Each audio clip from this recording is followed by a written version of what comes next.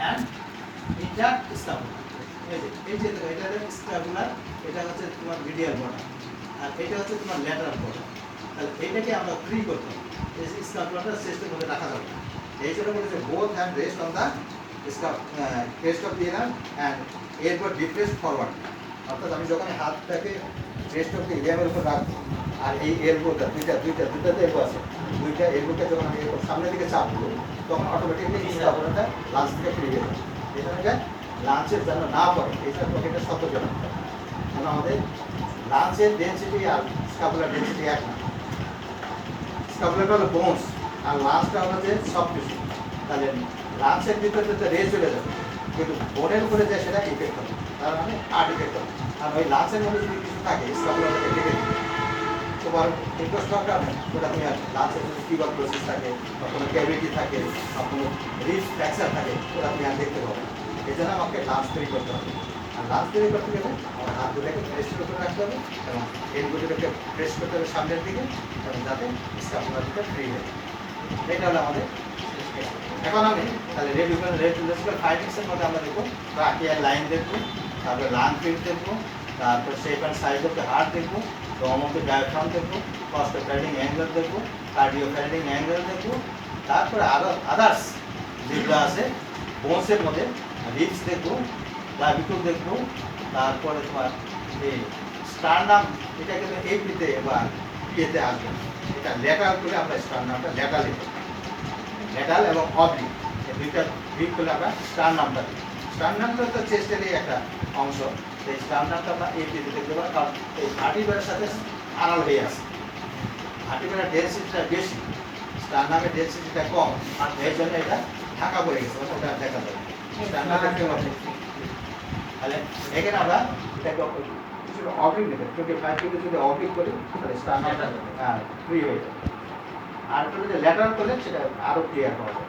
এই হলো আমাদের চেস্টের একটা হলো যে প্রিপারেশন, একটা হলো পজিশন, আর একটা হলো যে রেডিওলজিক্যাল ফাইন্ডিংস।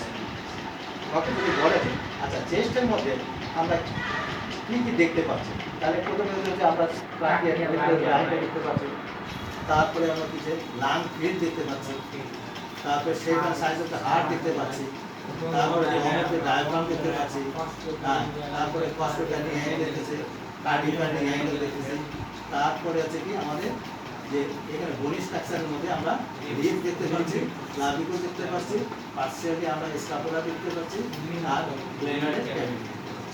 এইগুলো বলতে পারলে তাহলে এখন আমাদের যেটা পেশেন্ট পজিশনের কথা বললাম, যেটা patient should be placed standing position with the vertical stand and both hands rest on the crest of the ilium and all toes are placed parallelly and forwardly. তারপরে skin extend upwards and rest on the upper border of the chest. তারপরে যে tube distance ওখানে লেখা যে tube distance 5 to 6 feet, 5 to 6 feet, settling between the 6 and 7 thoracic vertebra. তারপরে radiological findings. আর একটা কথা লিখতে হবে এখানে, যেহেতু এটা রেসপিরেটরি ওয়ার্কটা, এখানে যে all the breath during exposure, যখন তুমি এক্সপোজারটা নিবা তখন রোগীকে নিঃশ্বাসটা বন্ধ রাখতে হবে অ্যাজ সন অ্যাজ পসিবল, যত তাড়াতাড়ি পারবে, বা রোগীকে বেশিক্ষণ নিঃশ্বাস বন্ধ রাখতে হবে।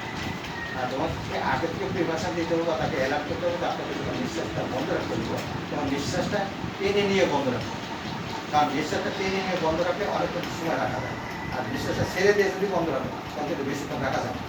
একটা ভাইটাল ক্যাপাসিটি হলো যে একটা নর্মাল মানুষের 30 সেকেন্ড থেকে 60 সেকেন্ড পর্যন্ত সে আটকে রাখতে হবে। তারপরেও কম হয়, যারা স্মোকার তাদের ভাইটাল ক্যাপাসিটিটা অনেক কম, তাহলে কতটুকু রাখতে হবে। এটা তাকে বলতে হবে মাথাটা যখন আমি নিঃশ্বাসটা বন্ধ রাখতে বলবো তখন নিঃশ্বাসটা টেনে নিয়ে বলবো। তাতে হবে কি যে আমাদের যে লাংসের যে ব্রঙ্কিয়াল মার্জিনগুলো আছে, এই ব্রঙ্কিয়াল মার্জিনগুলো স্বচ্ছ হয়, স্থির হয়, মানে এটা ভাইব্রেশন হয়। তখন তুমি নিঃশ্বাস নিতে থাকো তখন লাংসটা কাঁপে, কাঁপলে তখন ওই জায়গাগুলো হ্যাজি হয়ে যায়, অস্বচ্ছ হয়ে যায়। আর নিঃশ্বাসটা টেনে নিয়ে বন্ধ রাখলে এটা স্থির থাকে, এক্সের শ্বাস প্রেসটা হয় এবং এই যে গর্ভবতী মার্জিনগুলো, এই মার্জিনগুলো প্রমিনেন্ট স্বচ্ছ দেখা যায়।